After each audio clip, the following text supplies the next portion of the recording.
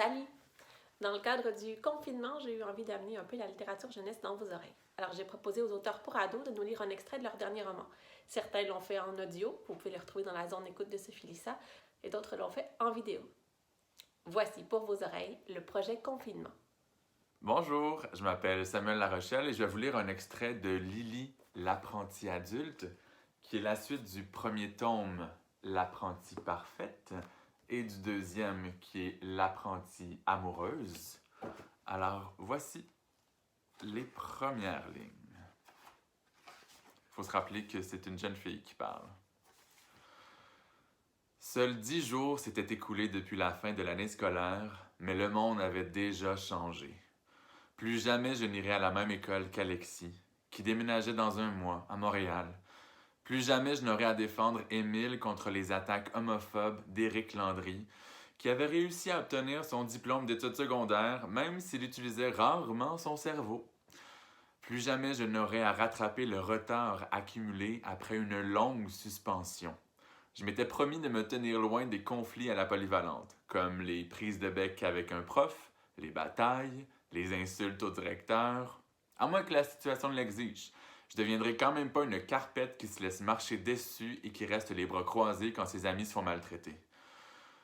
J'avais toujours été discrète à propos de mes tourments intérieurs, mais je faisais valoir mes convictions de plus en plus ouvertement. Mes collègues de classe croyaient auparavant que j'étais une fille douce et mystérieuse qui consacrait tout son temps libre à la musique, mais depuis peu, j'étais plutôt considérée comme une fille pleine de caractère. Tout le monde avait sa façon de voir les choses. Mes parents croyaient affronter la pire crise d'adolescence de l'histoire, même si n'importe qui aurait explosé bien avant moi en vivant sous leur toit. Éric Landry avait un jour mis mon intensité sur le compte de mon syndrome prémenstruel, comme un mononcle qui préfère entretenir un cliché plutôt que de comprendre ces choses qu'on appelle des émotions. Dès que je faisais preuve d'un peu d'enthousiasme en défendant une idée, Émile mimait un chat qui sort les griffes et qui montre les crocs avec un petit grognement en se trouvant très drôle. Je laissais mon esprit divaguer aux côtés de mon meilleur ami, étendu devant la mer, en attendant que Paul revienne à Matane.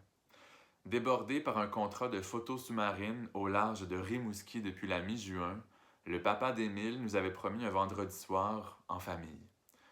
Paul souhaitait rassembler les deux femmes de sa vie et la version améliorée de lui-même autour d'une fondue chinoise.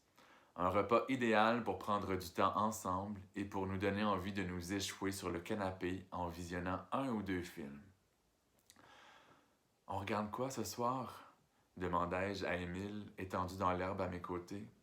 « Je sais pas trop. Ma mère veut qu'on se tape Braveheart, mais je pense que c'est juste pour revoir Mel Gibson en jupe écossaise.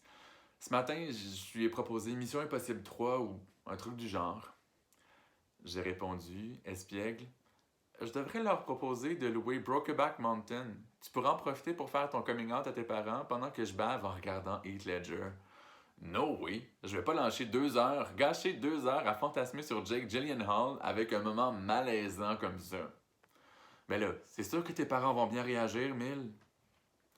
Sans être parfaits, Maude et Paul étaient les êtres humains de plus de 35 ans les plus cools que je connaissais. J'étais convaincu que leur amour pour leur fils unique ne fléchirait pas en apprenant qu'ils préféraient les garçons. J'avais du mal à comprendre ce qui retenait Émile de leur en parler. Pour d'autres extraits, rendez-vous sur Sophie Lissa.